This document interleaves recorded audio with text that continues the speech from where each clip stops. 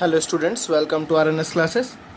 आज हम class 10th के इलेक्ट्रिसिटी चैप्टर के एक टॉपिक को डिस्कस करेंगे जो कि है ammeter and voltmeter. Students, अब आपको मैंने करंट पढ़ाया था और पोटेंशियल डिफरेंस पढ़ाया था, तो ये दो टॉपिक मैंने आपको बोला था मैं जब रेजिस्टेंस पढ़ा लूँगा, सीरीज़ एंड पैरेलल कॉम्बिनेशन पढ़ा लूँगा तो आपको मैं डिस्कस करूँगा। वो टॉपिक थी एमीटर एंड वोल्ट मीटर के कुछ टॉपिक्स। देखिए, आपको मैंने बताया था जो एमीटर होता है, ठीक है स्टूडेंट्स, एमीटर का जो रेजिस्टेंस होता है वो हमेशा क्या होता है, लो। और एमीटर किस कॉम्बिनेशन में हम लोग करते हैं, सीरीज कॉम्बिनेशन, ठीक है ना। Ammeter is always connected in ammeter has always low resistance, ठीक है ना, low resistance, and ammeter is always connected in series combination. और मैंने वोल्ट मीटर के बारे में बताया था आपको, volt meter has always high resistance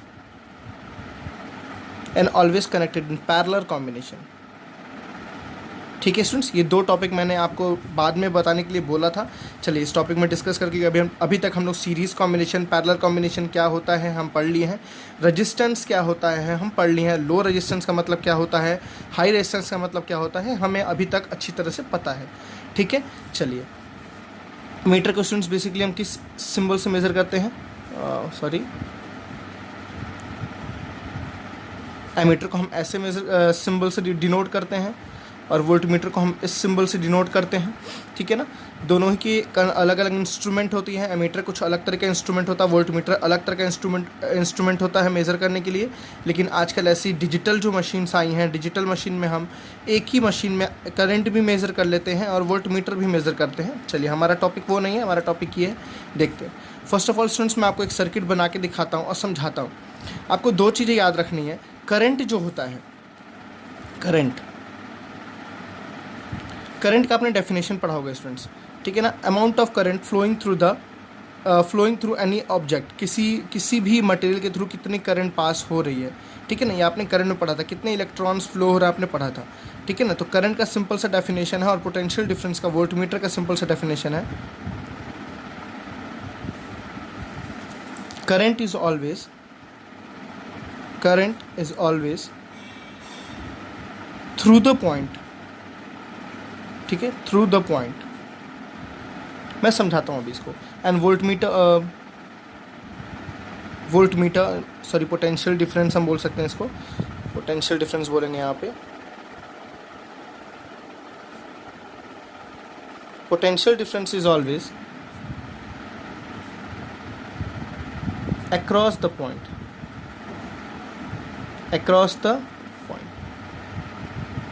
इसका मतलब क्या है स्टूडेंट्स, देखते हैं। फॉर एग्जाम्पल, मैंने एक सर्किट बनाई,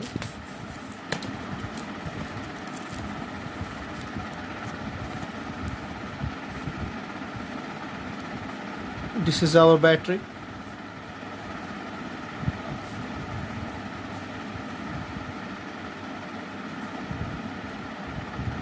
ये दो रेजिस्टेंस है,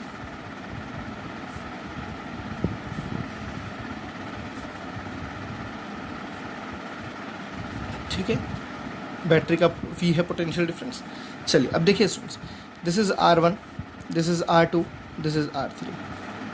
अब मैंने आपको क्या बताया, अगर हमें कभी भी करंट मेज़र करना होता है, ठीक है ना, तो करंट को हम हमेशा क्या लगाते हैं, थ्रू द सर्किट। जैसे फॉर एग्जांपल, मुझे अगर करंट फाइंड करना है कि यहाँ से कितनी करंट फ्लो हो रही, बिकॉज पोटेंशियल डिफरेंस है तो करंट फ्लो होगी, कितनी करंट फ्लो हो रही है। तो स्टूडेंट्स, करंट का मतलब है इस रास्ते से कितने इलेक्ट्रॉन जा रहे हैं। अगर इस रास्ते से इलेक्ट्रॉन जा रहे हैं तो हम उस रास्ते में ही कोई इंस्ट्रूमेंट लगाएंगे जो करंट को मेज़र करता हो, जो इलेक्ट्रॉन के मूविंग को मेज़र करता हो, ठीक है। और करंट मेज़र करने के लिए क्या होता है, एमीटर। करंट मेज़र करने के लिए क्या होता है, एमीटर। पोटेंशियल डिफरेंस मेज़र करने के लिए क्या होता है, वोल्ट मीटर।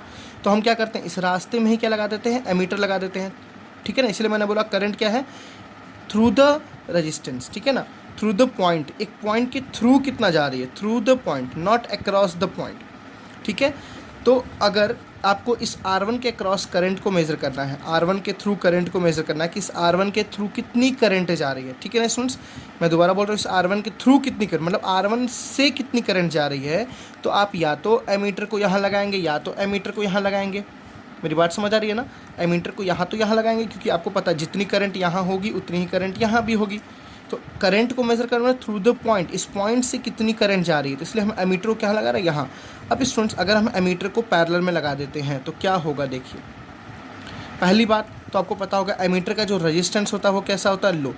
एमीटर को जो पैरेलल में लगाने से उनसे आपको आपको बहुत सेफली लगाना है। क्यों लगाना है, इसका रेजिस्टेंस कैसा है, लो रेजिस्टेंस, ठीक है। और अगर स्टूडेंट्स आपको पता है जब लो रेजिस्टेंस हो जितनी करंट जा रही होगी वो मैक्सिमम करंट इस रास्ते ही फ्लो होगी, ठीक है ना, बिकॉज का रेजिस्टेंस बहुत ज़्यादा लो होता है, ठीक है ना। बहुत ज़्यादा लो होने की वजह से स्टूडेंट्स जो करंट हम यहाँ से भेजते हैं, जो करंट यहाँ से निकल के यहाँ जाएगी, वो मैक्सिमम करंट दो रास्ते अब उसके पास करंट के लिए है, या तो इस रास्ते जाए वो इस रास्ते जाए।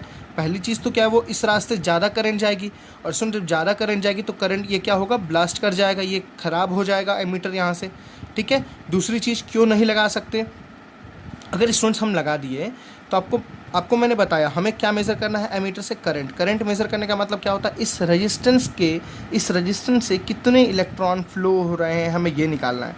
तो स्टूडेंट्स आपने कहाँ निकाल पाया, आपने तो इसके अक्रॉस लगा दिया ना। तो यहाँ से देखिए करंट कुछ ऊपर जा रही है कुछ नीचे जा रही है, करंट कुछ ऊपर जा रही है कुछ नीचे जा रही है, तो आपने इसके अक्रॉस पूरी करंट को डिफाइन नहीं किया, इसके अक्रॉस आपने करेक्ट रीडिंग को शो नहीं किया। आपकी यहाँ रीडिंग करेक्ट नहीं आएगी क्योंकि कुछ रीडिंग तो ऊपर से चली जा रही है, कुछ कुछ इलेक्ट्रॉन्स तो ऊपर से चल जा रहे हैं, तो आप इस इलेक्ट्रॉन को काउंट नहीं कर रहे हैं, आप उन्हीं इलेक्ट्रॉन को काउंट कर रहे हैं जो सिर्फ इससे जा रहा है। और आपको पता होगा मैक्सिमम इलेक्ट्रॉन इसी रास्ते जाएंगे, और यहाँ पे तो ख़राब होने के भी चांसेस हैं। नहीं ख़राब, अगर मान लीजिए हम उस चीज़ को पॉइंट आउट नहीं करते हैं तो हम एक्यूरेट करंट को मेज़र नहीं कर सकते। मेरी बात समझ आई ना। तो पहली चीज़, करंट को हम हमेशा किस में लगाते हैं, एमीटर को हमेशा किस में लगाते हैं, इन सीरीज़ कॉम्बिनेशन।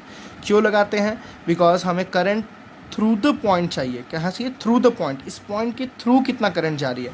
अगर हमें लगाना है कि इस R2 के अक्रॉस कितना करंट है, इस R2 के अक्रॉस कितना करंट, तो हम R2 के थ्रू लगाएंगे ना। यहाँ एमीटर लगा दें चाहे यहाँ एमीटर लगा दें, तो आपको पता होगा करंट इस सेम इन सीरीज़ कॉम्बिनेशन।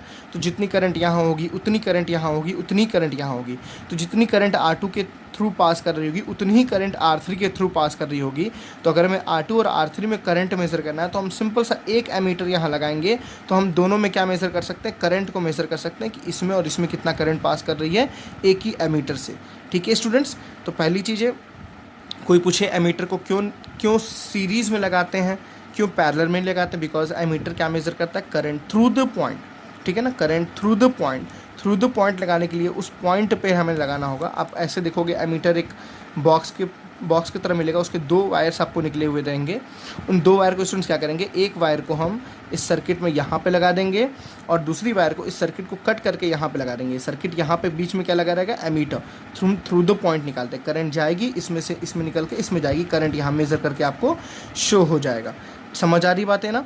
दूसरी चीज़, वोल्टमीटर पे आते हैं। वोल्टमीटर को हमेशा हम पैरेलल में क्यों लगाते हैं, वोल्टमीटर का रेजिस्टेंस हमेशा हाई क्यों होता है, देखते हैं। मैं अगर उसी सर्किट को दोबारा बनाऊँ यहाँ पे, क्योंकि वहाँ तो देखने लायक अब नहीं रह गया है।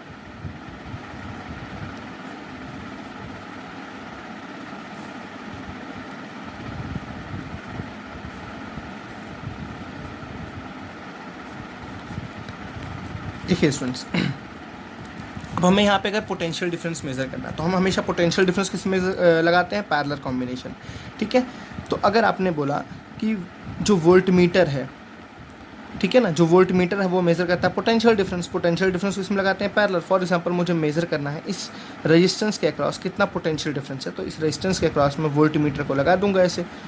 अब हम इसको अगर सीरीज़ में लगाए तो क्या दिक्कत होगी, आपको पता होगा वोल्टमीटर का रेजिस्टेंस कैसा होता है स्टूडेंट्स, हाई रेजिस्टेंस, ठीक है। अभी आपको समझाता हूँ हाई रेजिस्टेंस क्यों होता है, ठीक है ना, लो क्यों नहीं हो सकता है, ठीक है ना। चलिए, अब इसका रेजिस्टेंस कैसा होता है, हाई।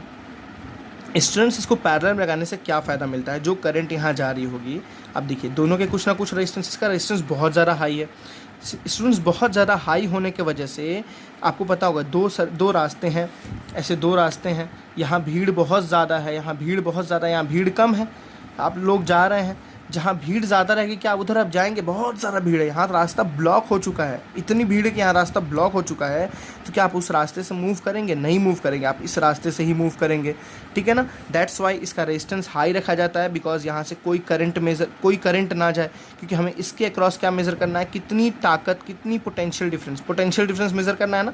पोटेंशियल डिफरेंस क्या होता है, ठीक है, वोल्टेज अक्रॉस अ पॉइंट, दो पॉइंट के बीच में कितना पोटेंशियल डिफरेंस है, हमें वो मेज़र करता है। अक्रॉस अ पॉइंट, यहाँ ध्यान रखना है, अक्रॉस दो पॉइंट के बीच में, ठीक है ना। तो हम वोल्टमीटर का जो वायर लेंगे, अगर मान लो ये वोल्टमीटर, तो इसका एक वायर यहाँ रखेंगे और एक वायर यहाँ रखेंगे, सर्किट को ब्रेक नहीं करेंगे बीच से, हम एमीटर के केस में क्या कर रहे थे, सर्किट को बीच से ब्रेक कर रहे थे, ठीक है ना, इस सर्किट के बीच में एमीटर लगा रहे थे, बट यहाँ सर्किट के बीच में नहीं, हम यहाँ पे दोनों पॉइंट पे टच करा देते हैं, तो हमें बताएगा कि इस रेजिस्टेंस के अक्रॉस कितना पोटेंशियल डिफरेंस है, मतलब एक करंट को यहाँ से यहाँ मूव करने में कितनी पोटेंशियल डिफरेंस, कितना ताकत लगाना पड़ रहा है, वो मेजर करता है पोटेंशियल, ये आपका वोल्ट मीटर।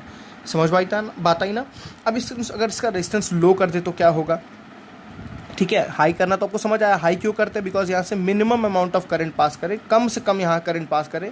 देखिए हम एक्यूरेट कोई चीज़ मेजरमेंट नहीं बोल सकते कि 100% ये एक्यूरेट है, बट हम इसको 99.9% एक्यूरेट बोल सकते हैं, ठीक है ना। अगर इसका रेजिस्टेंस हाई रखने से इसमें से बहुत कम करंट जाती, करंट ना के बराबर जाती है, ज़्यादा करंट यहाँ जाती है, तो हम इसकी करेक्ट रीडिंग को मेज़र कर सकते हैं।